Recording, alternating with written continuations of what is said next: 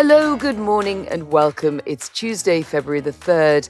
In the wake of the Peter Mandelson revelations, there's a warning from the Trump government about whether the UK has the right priorities. I watched last night as the US ambassador to London issued a stark warning that Britain needs to do more to be a place that America can confidently invest. My name is Anne McElvoy from Politico. And I'm Sam Coates of Sky News. Anne was at the front line of the special relationship last night, and where else would she be? And we're going to hear more on that in a moment, as Labour MPs were head in hands all the way through yesterday at the revelation after revelation to do with Peter Mandelson and how he drip-fed Jeffrey Epstein the biggest secrets of his life as cabinet minister, often forwarding sensitive emails within seconds of receiving them. We'll discuss today where that goes. And I have to warn you, Anne, I'm in a pretty burn everything down mood today. This stuff, not just the Epstein stuff, but the whole revolting elite network exposed. I rather agree with a government source who despairingly emailed me last night. Honestly, the whole thing is effed. Obviously, Mandelson is awful and lied through his teeth, but the entire thing, the entire files are utterly depressing. They implicate the entirety of the states and high society on both sides of the Atlantic. It will just support further the case for tearing down the state and starting again. That was a government reaction to what was going on yesterday. Wow, strong stuff, Sam. And the words no Labour MP wants to hear to Peter Mandelson already plotting a comeback. Not another one. And in an interview he conducted on Sunday night after he resigned his Labour membership, Mandelson told the Times from his Wiltshire home that in his new role as outsider, as he put it, he wanted to contribute ideas to enable Britain to work for all in every part of the country. In other words, I'm not dead yet. Echoes of Rachel Reeves, actually, in that phrasing. Great newsworthy timing by Times journalist Katie Balls to get that interview. It was a series of interviews conducted over about a week, the last of which was after the resignation on Sunday night. And she got the responses that everybody wanted. But I have to say, Anne, go and look at the piece online. Look at the pictures. I mean, it's like he's launching a blinking cookery show. Peter over at his Arga next to a Beryl Cook print. Peter eating a pizza slice sitting next to his book, including Big Useful 7 Tools for Life by Arnold Schwarzenegger. And here's the thing. This one blows my mind. Peter sitting in a Paul Conti Blofeld chair, literally sitting in the chair used by Bond villains. He's showing us he doesn't care, unbothered by the storm. He's laughing at his critics. This isn't the vibe of someone who's taken payments from a convicted paedophile is accused of leaking confidential documents and is facing a life of political ruin now, is it? Well, I think on the last point, he is facing a life of political ruin, whether he's faced up to that. And as you say, these remarkable pictures, do have a look at them. Kudos to, I was going to say to everyone who persuaded Peter Mandelson to do them, but I don't think he needed much persuading. You know, he's trying to style it out, but I think that does jar with the immense sobriety and awful kind of impact of what we're seeing. He is defiant on the fact that he says he can't tell Congress anything, he says, about Epstein they don't already know. I had no exposure to the criminal aspects of his life. But in truth, you know, that story has now moved on very fast as we have moved from that tale of what did Peter Mandelson know or what could he have picked up about this awful milieu around Jeffrey Epstein to what was the nature of his dealings with him and the information that he was giving to him when Peter Mandelson was in government. You know, to feel that that's why that tone jars so much. Yeah. I mean, it was interesting. Peter Mandelson took some time in the interview even to have a swipe at Keir Starmer's effectiveness, to offer his own little critique of what's not going right at the top of the government. On returning to British politics after 15 years, he said he was struck by how the government seemed less able to drive change. I'm not just talking about the Foreign Office, I'm talking about the government as a whole. You know, you might not like all of Trump's decisions, but at least he's decisive. Okay, so that's not going to be welcome, but I suspect a lot of the stuff behind the scenes between Number 10 and Mandelson is not. But here's the thing, Anne. He was praising President Trump, and that is, I suspect, what he thinks. There's a tiny sliver of a path towards rehabilitation, sort of showing what he was good at. But I'm not sure Peter Mandelson's kind of way of talking about the White House is completely accurate. I'm not sure this mythologizing is as of him being the Trump whisperer is as accurate as he wants to portray. I am told, and I've said this before on the podcast, I am told he was disliked by Trump's chief of staff, Susie Wiles, and that Trump personally made anti-Mandelson jibes after his resignation.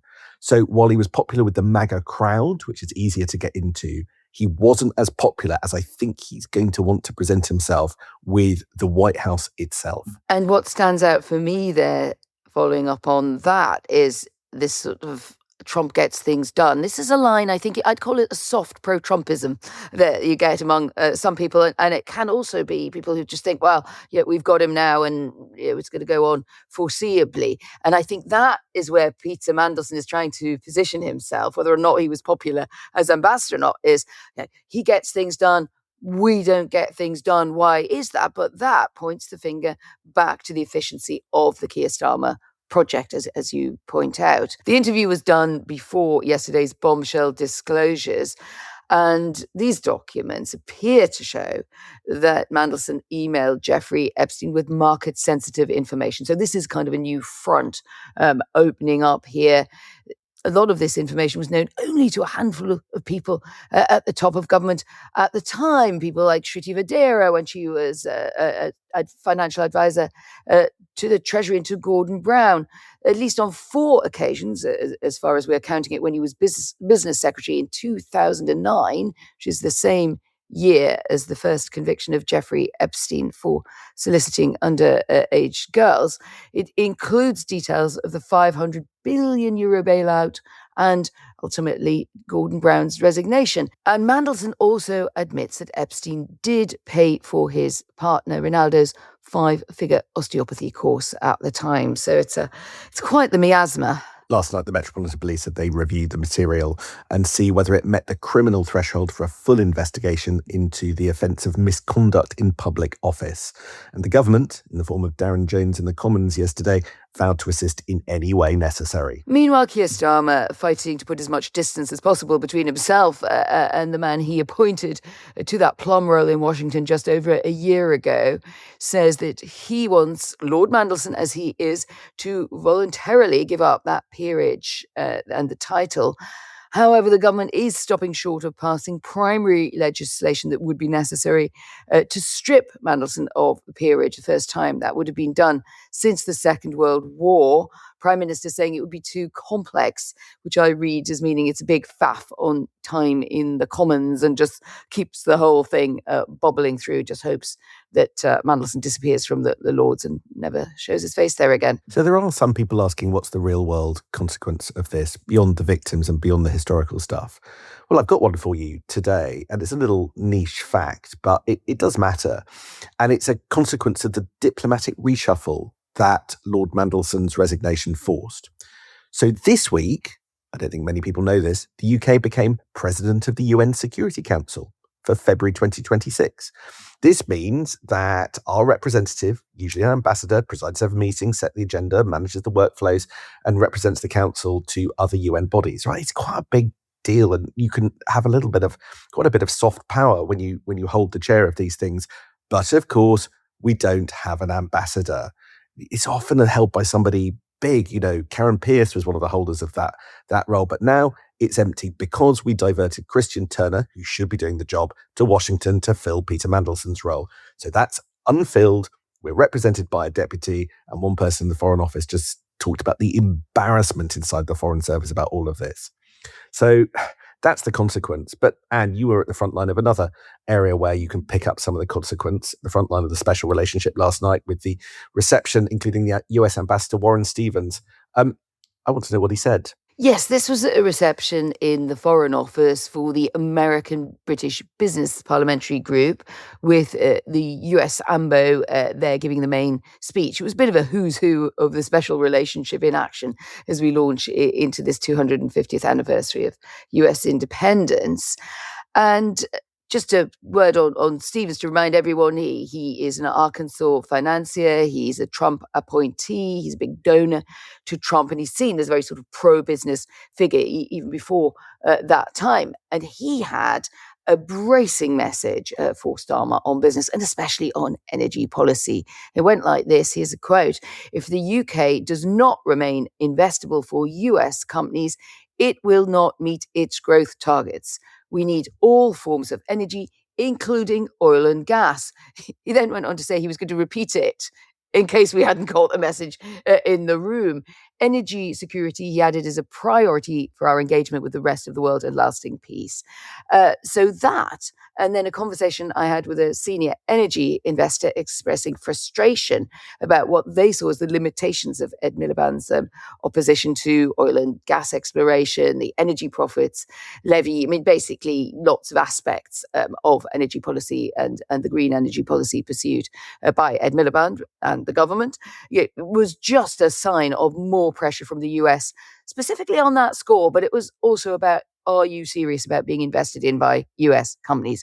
John Healey, the Defence Secretary, had a bit of spice. He did stand up for the poor old battered UK, and he had a riff that this was a strongest relationship between the US and the UK, but the strongest relationship need work and commitment. We'll always be there for you, America, as you have been for us. I felt there was a little bit of slightly crossed fingers on that one. That's really, really interesting.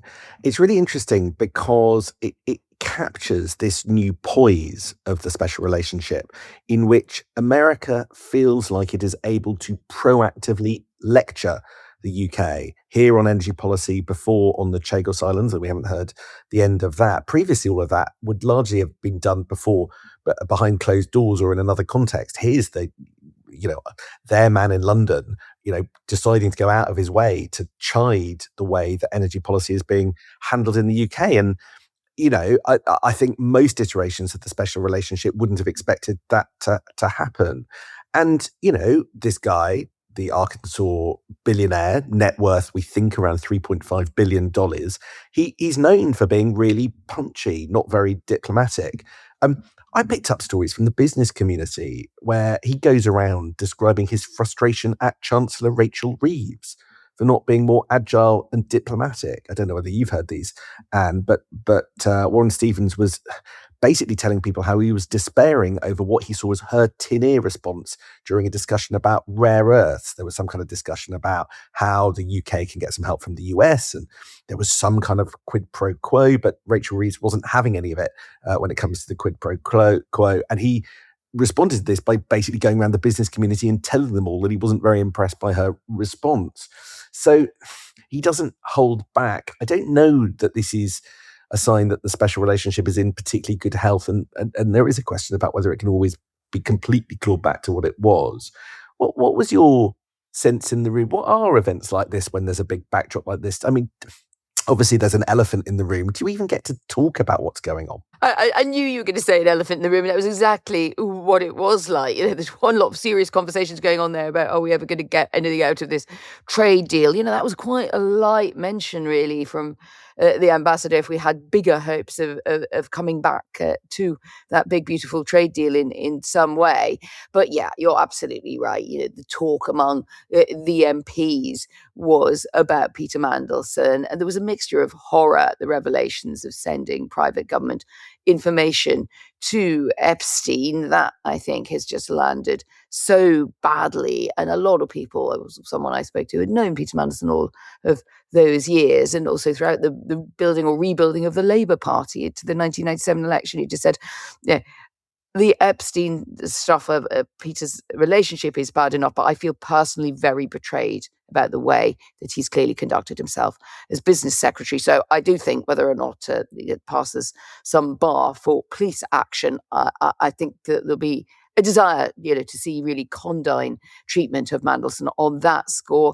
I'm pleased it's come to a head. It's the post-Peter era, said another veteran Foreign Affairs MP. Starmer needs to be clear in his denunciation. That's interesting, isn't it? Because you could say, I mean, do we feel that Keir Starmer's done enough at the moment?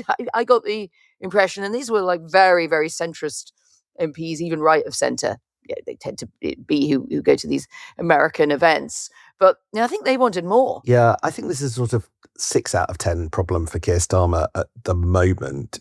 Keir Starmer's put quite a lot of distance between himself and Peter Mandelson. But the truth is that, Labour circles going back 25 years have sort of dipped themselves in the Mandelson blood, and there's plenty of blame for turning a blind eye to go around. And it doesn't all fall on the head of Keir Starmer. I think where it does all come to a head, though, is at Morgan McSweeney's door. Now, in yesterday's podcast, that we kind of front rolled that as a big, big problem. Morgan McSweeney pushed it through. He's a guy who, took Mandelson to his wife's fundraisers. He spoke to him on the phone every day. Keir Starmer himself was a little bit more wary of Mandelson, but he's McSweeney's guy, and he got the ambassadorship, and Karen Pearce was hurried up the door. That was the story yesterday. That story is percolating round Westminster. I'm very struck by one of your Playbook colleagues, Bethany Dawson. She's got a quote from a Labour MP. It's hard not to see the Mandelson appointment as anything but a colossal failure of judgment by Morgan. A woman in the room might not have seen the defence that he believed his rich mate over the vulnerable victims as quite so straightforward. I've had other people saying that they think that, lots of MPs are coming for Morgan before or after the May elections, as I was reporting yesterday morning. Could it even come faster than that? There's an interesting moment tomorrow. There's an opposition day debate held by the Conservatives. There is chat amongst Tory MPs that they might try and force a vote to disclose some of the documentation, maybe the advice that Keir Starmer got about Lord Mandelson in the run-up to that appointment. The Tories will be banking on the idea that Labour MPs wouldn't want to vote against disclosure. So let's see if that's true. Let's see if they can carry such a motion. If they are able to sort of vote through this prayer, as it's known, that's a very powerful tool. And then we'll really see what was told to the Prime Minister. What would we see? Well, yesterday I reminded everybody that the security services had red flags around Peter Mandelson. You pointed out there were particular concerns around China with him. But I've discovered since we talked, Anne, that financial connections were also one of the red flags, and it's financial connections, I understand, more generally. So it is a bit wider than that. Now, I don't know whether that was based on some of the stuff that we were seeing yesterday or just what was already in the public domain. Remember the Jeffrey Robinson affair in the late 90s. But the security service warnings and, the fact that Keir Starmer and Morgan McSweeney chose to ignore them, could be still a pretty chunky part of this story. I'd be quite surprised if we get hold of that security service advice to the Prime Minister, partly because of the precedent that would set. But basically, I think some of it will drip out anyway. It's all of a piece, though, isn't it? If you got Peter Mandelson as ambassador at the time that he was put in there, and remember, and this is the unforced error, they could have continued with Karen Pearce. There was no problem with Karen Pearce. She was very well seen in the administration. But there was a view, I think, partly Keir Starmer wanted his own person in there, someone he felt he could have a kind of Labour conversation with. Has ended up where it's ended up anyway. But you were relying on Peter's connections in high finance being useful, yes, and his experience of business in China, where the company that Peter Mandelson had co-founded, Global Counsel, had strong links. So the problem for Keir Starmer, seems to me, is that he can express disappointment and worse at what has emerged and the nature of Mandelson and Epstein's closeness in trading information. But, that does seem to reflect a certain naivety about the person he was appointing for the reasons he was appointing them. That's right. Well, let's see how it all unfolds. Another element of my irritation about all of this, Anne, is that it does crowd out absolutely everything else that's going on, whether it was the brilliant story yesterday about hospital waiting lists and how they're being stripped of patients in order to make them look smaller, or the story in the front of the Times today about junior doctors threatening strikes until the summer. We've got Send reform coming pretty quickly down the track, and the Gorton and Denton by-election with candidates all now having been selected. All of these things are in the shadows because of Peter Mandelson. We'll return to the vast bulk of political news tomorrow. But for now, I think that's probably enough on Peter Mandelson, Keir Starmer and Morgan McSweeney. I think it is definitely the all-you-can't-eat buffet. See you tomorrow. See you tomorrow.